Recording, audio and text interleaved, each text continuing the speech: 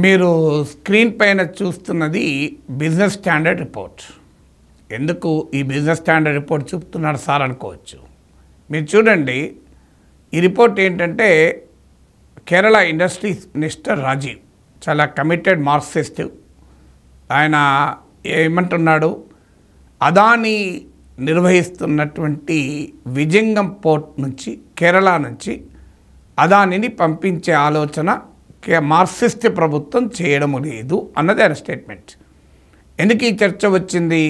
మనకి ఇటీవల అదానీ పైన అమెరికన్ డిపార్ట్మెంట్ ఆఫ్ జస్టిస్ కోర్టులో క్రిమినల్ కేసు వేయడము, తర్వాత మీకు American securities exchange commission civil case వేయడము, కెనియా అదానీతో కాంట్రాక్ట్ రద్దు చేసుకోవడము, బంగ్లాదేశ్ ప్రభుత్వం కూడా రద్దు చేసుకున్నామని ఆలోచించడము, శ్రీలంకలో కొలంబోలో పోర్ట్లో development finance corporation American finance institution లోన్ను పునరాలోచిస్తుందని రావడము, ఆంధ్రప్రదేశ్లో చంద్రబాబు నాయుడు ప్రభుత్వం కూడా అదానీ జగన్తో కుదుర్చుకున్న ఒప్పందాలపైన మేము అధ్యయనం చేస్తున్నాం అనడము.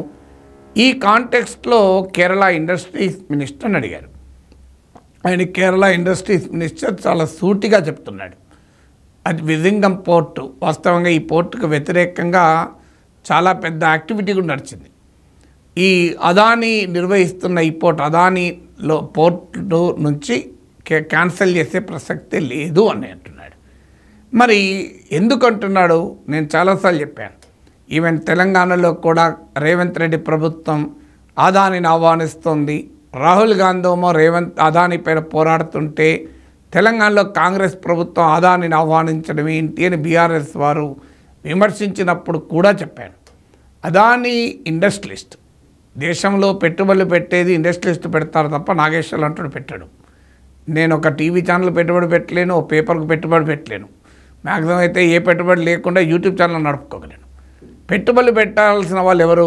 ఖచ్చితంగా పారిశ్రామికవేత్తలే. పారిశ్రామికవేత్తల పెట్టుబడులకు అభ్యంతరం ఉండాల్సిన అవసరం లేదు. Adani is a very big industrialist. కాదని ఎవరన్నారు?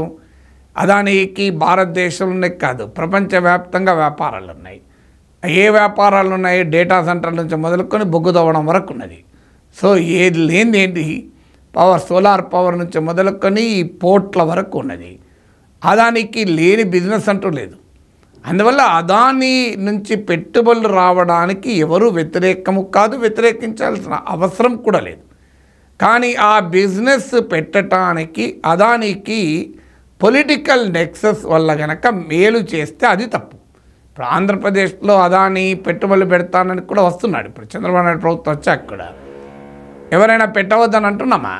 ఖచ్చితంగా పెట్టనియచ్చు, అభ్యంతరం ఏమి లేదు. కానీ మరి జగన్తో కుదుర్చుకున్న ఒప్పందాలపైన ఎందుకు ప్రశ్నలు వస్తున్నాయి? ముడుపులు చెల్లించి 1750 కోట్ల రూపాయల ముడుపులు చెల్లించి పవర్ కాంట్రాక్ట్లు పొందాడన్నది ఆరోపణ.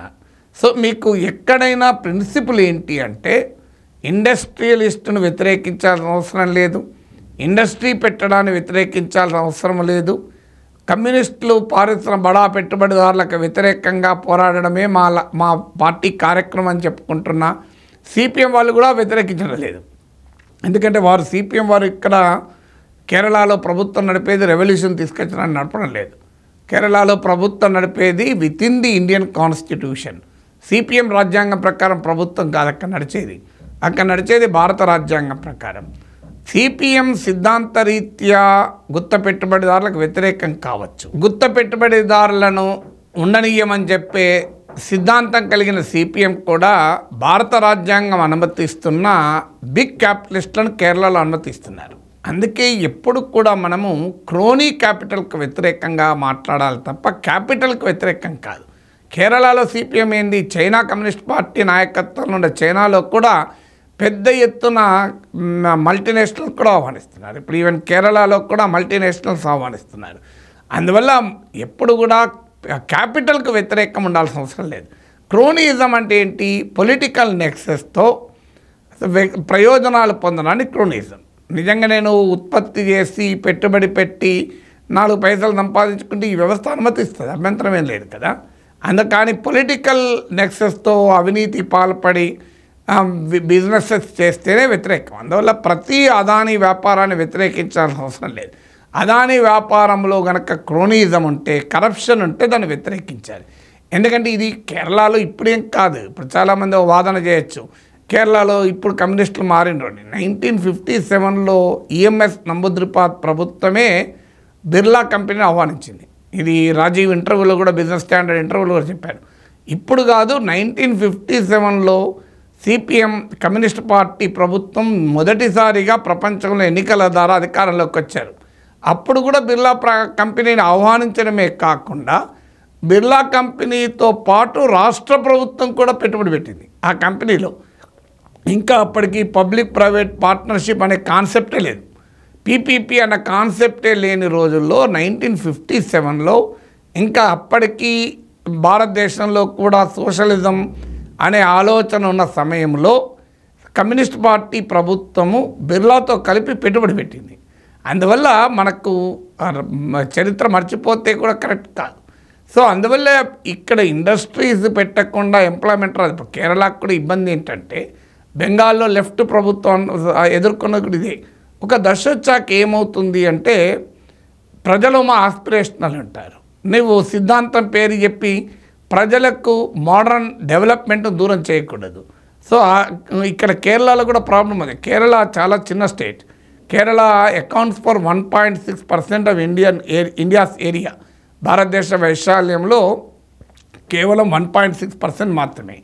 కానీ దేశ జనాభాలో 2.8% కేరళలో ఉంటారు. అంటే నియర్లీ జనాభా సాంద్రత, పాపులేషన్ డెన్సిటీ చాలా ఎక్కువ. అందుకే మీకు కేరళ అంతా కలిసిపోయినట్టుగా టౌన్స్ లాగా ఉంటుంది. కానీ దేశ జీడిపిలో 4% కేరళ.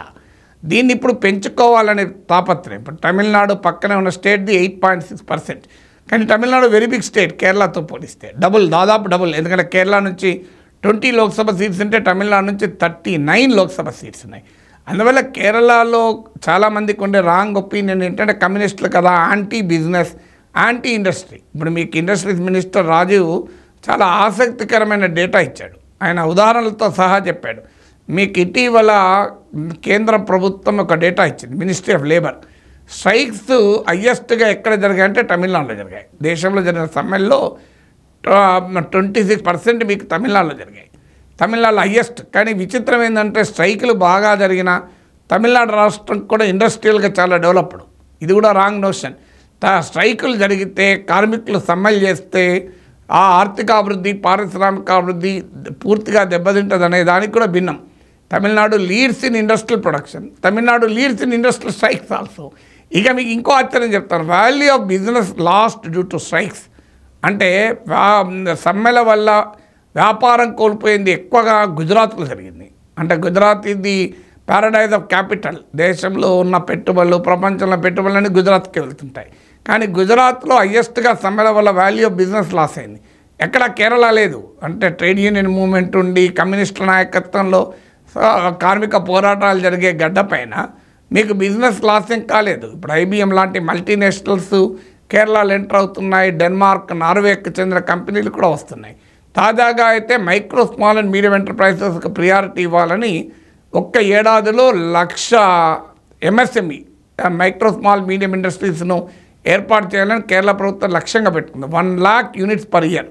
అంటే చిన్న చిన్న వ్యాపారాలు వాళ్ళ సొంత డబ్బులతోనో లేకుంటే చిన్న చిన్న లోన్లు తీసుకోనో, వీటికి ఇప్పటికీ ఈ 7 monthsలోనే 1,00,000 పరిశ్రమలు వచ్చాయని. ఈ 2.5 yearsలో 23,000 కోట్ల రూపాయల పెట్టుబడులు, 1,00,000 యూనిట్లు. పరిశ్రమలు అంటే పెద్ద పెద్ద పరిశ్రమలు కాదు.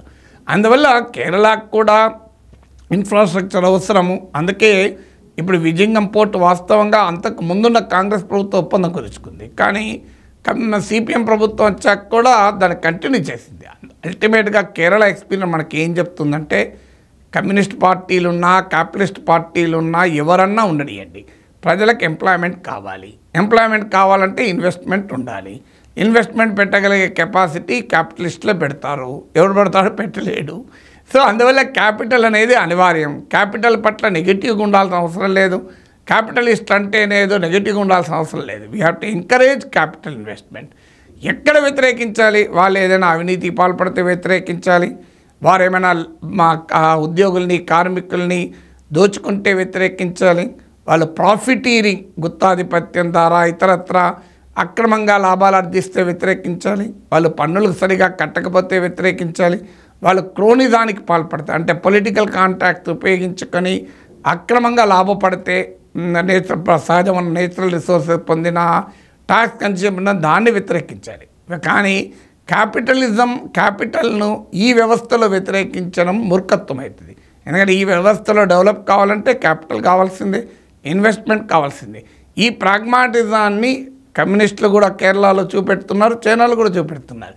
అందువల్ల దీనిపైన మనకు స్పష్టత ఉండాలి. ఇప్పుడు అదానీ పెట్టుబడులను వ్యతిరేకించిన అవసరం లేదు, అదానీ చేసే అవినీతిని వ్యతిరేకించాలి, అదానీ పొలిటికల్ లెక్సెస్ను ఉపయోగించుకొని లాభపడాలని వ్యతిరేకించాలి. కానీ అదానీ న్యాయంగా రాజ్యాంగబద్ధంగా చట్టబద్ధంగా పెట్టుబడులు పెడతా అంటే అభ్యంతరం చెప్పాల్సిన అవసరం లేదు కదా.